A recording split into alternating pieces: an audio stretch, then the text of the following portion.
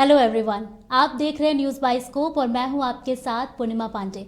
आज चर्चा होगी उस मशहूर संगीतकार पर जिन्होंने म्यूजिक इंडस्ट्री को एक अलग पहचान दी है। जी हां, बात हो रही है आर.डी. बर्मन यानी पंचम दा की। आज 27 जून को उनका जन्मदिन है। उनके इस खास दिन पर उनसे जुड़ी कुछ खास बातें होंगी। साथ ही आपको बताएंगे आलिया भट्ट ने किया प्रेगनेंसी अनाउंस और किन किन सितारों को किया गया स्पॉट।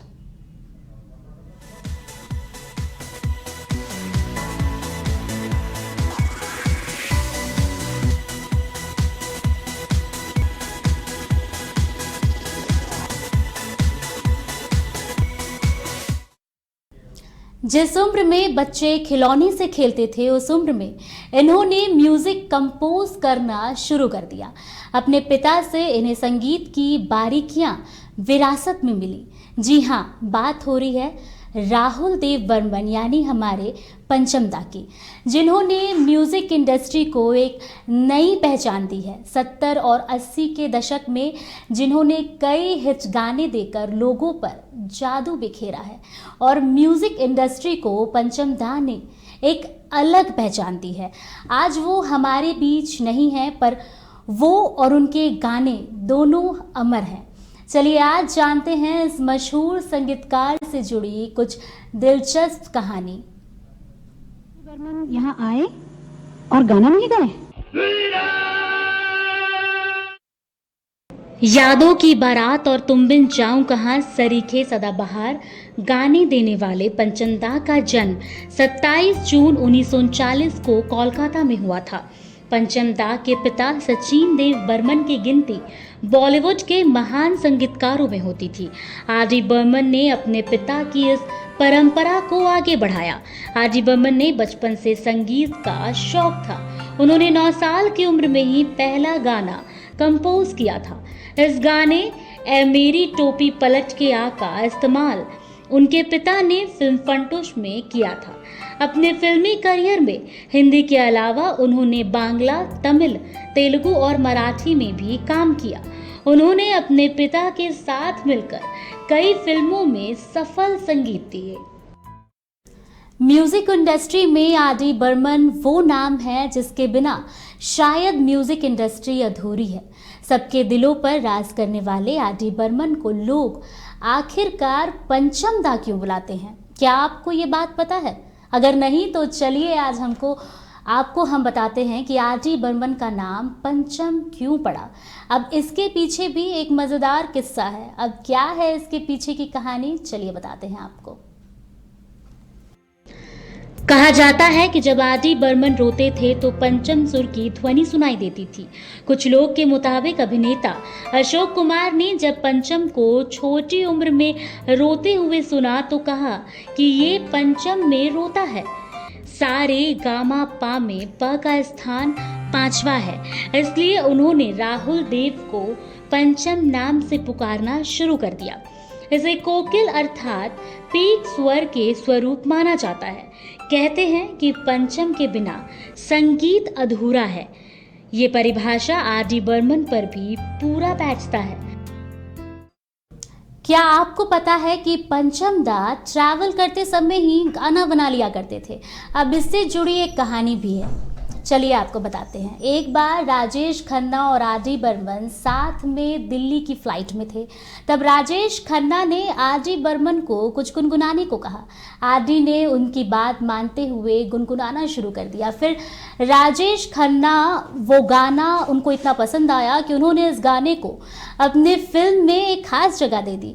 उन्होंने प्रोड्यूसर, डायरेक्टर, दोस्त शक्ति सावंत से निवेदन किया कि इस गाने को कटी पतंग में रखा जाए। वो गाना है ये जो मोहब्बत है, और इस तरह फिल्म में ये जो मोहब्बत है गाना जोड़ा गया था। है ना इंटरेस्टिंग? चलिए अब आपको बताते हैं कैसे अपने से 6 साल बड़ी आशा भोसले से उन्हें प्यार हुआ।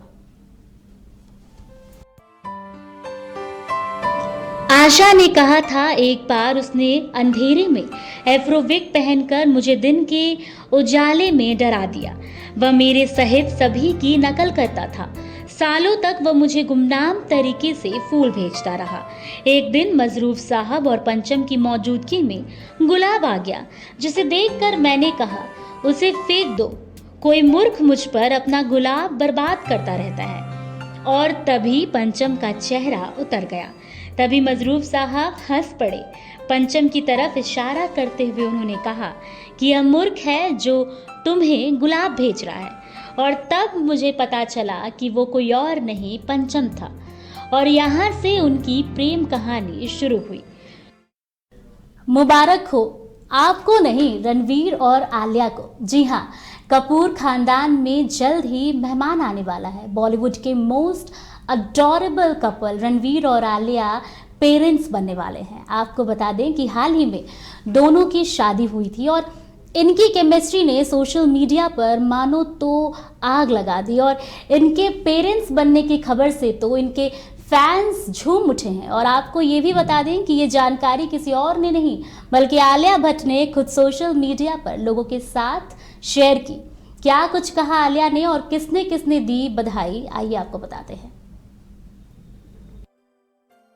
आलिया भट्ट ने अपने इंस्टाग्राम पोस्ट में जैसे ही अपने प्रेगनेंसी की गुड न्यूज शेयर की है, तभी से फैंस खुशी से झूम रहे हैं।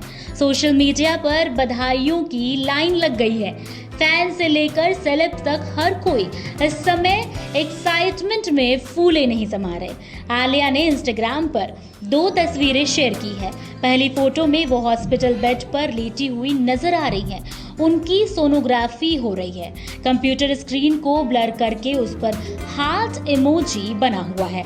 वहीं दूसरे फोटो में लायन फैमिली की पिक्चर है। आलिया की मां सोनी राजद, रणवीर की बहन रिद्धिमा कपूर और करण जौहर सहित कई अन्य सेलेब्स ने इंस्टाग्राम पर खास पोस्ट शेयर कर कपल्स को बधाई दी है।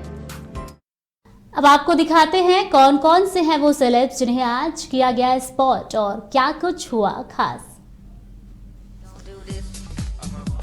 मौनी रॉय और उनके हस्बैंड को एक साथ मुंबई एयरपोर्ट पर स्पॉट किया गया। कपल साथ में बेहद खूबसूरत नजर आ रहे थे। वहां मौजूद पेपराजी के लिए दोनों ने तस्वीरें भी खिंचवाई और फिर वो एयरपोर्ट के अंदर चले गए। वहीं ऋचा चड्ढा को डांस क्लास के बाहर स्पॉट किया गया, जहां वो बिल्ली को खाना खिलाते हुए नजर आई। जिस प्यार के साथ वो बैठकर खिला रही थी, ये दृश्य दर्शाता है कि ऋचा एक एनिमल लवर है। फिर थोड़ी देर बाद बाहर निकलकर उन्होंने पेपराजी के लिए पोज भी दिया।